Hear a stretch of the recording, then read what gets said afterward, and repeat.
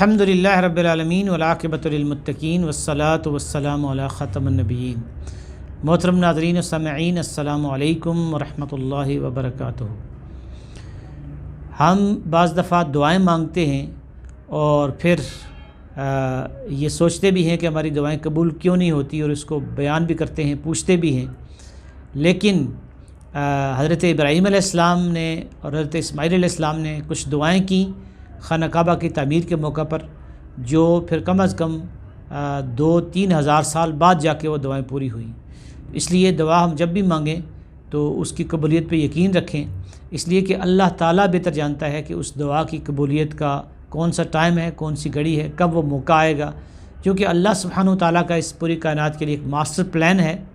اور اسی پلان کے مطابق وہ فیصلے کرتا ہے، ڈیسیژن کرتا ہے۔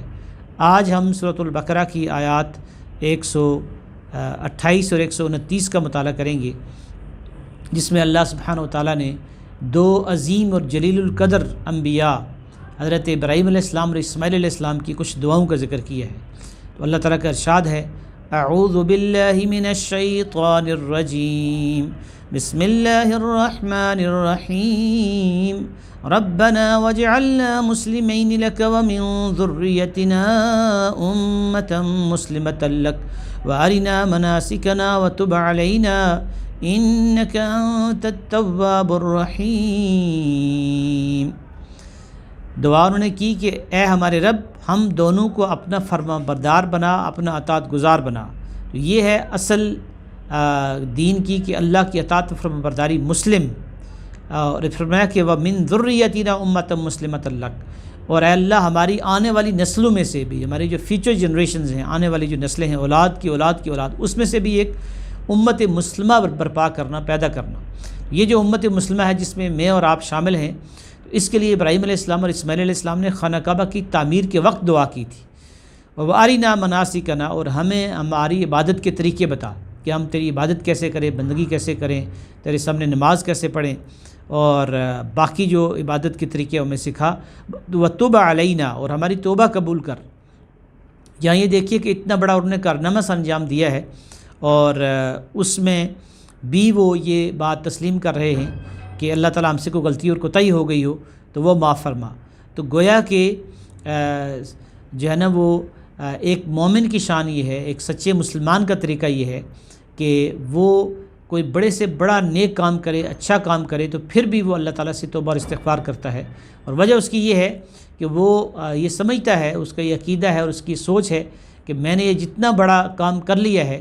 یہ اللہ کی توفیق سے ممکن ہوا ہے، اور اس میں پھر بھی کوئی نہ کوئی کمی اور کوتاہی رہ گئی ہوگی۔ یعنی ابراہیم علیہ السلام اور اسماعیل علیہ السلام نے خانہ کعبہ کی تعمیر کی ہے، کوئی غلطی نہیں کی۔ ہم سمجھتے ہیں کہ توبہ صرف اس وقت کرنی چاہیے کہ جب کوئی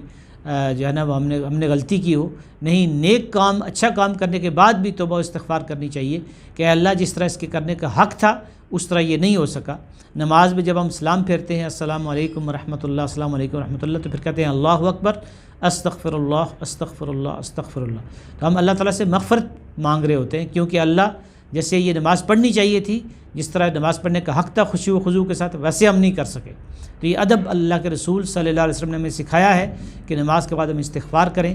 اسی لیے ہر اچھے کام کے بعد بھی جہاں اللہ تعالیٰ کا ہم شکر ادا کر رہے ہوں، الحمدللہ پڑھ رہے ہوں، وہاں استغفار بھی ہمیں کرنا چاہیے۔ اور فرمایا کہ انک انت التواب الرحیم، تو یہاں پھر 2 صفات اللہ تعالیٰ کی آ رہی ہیں،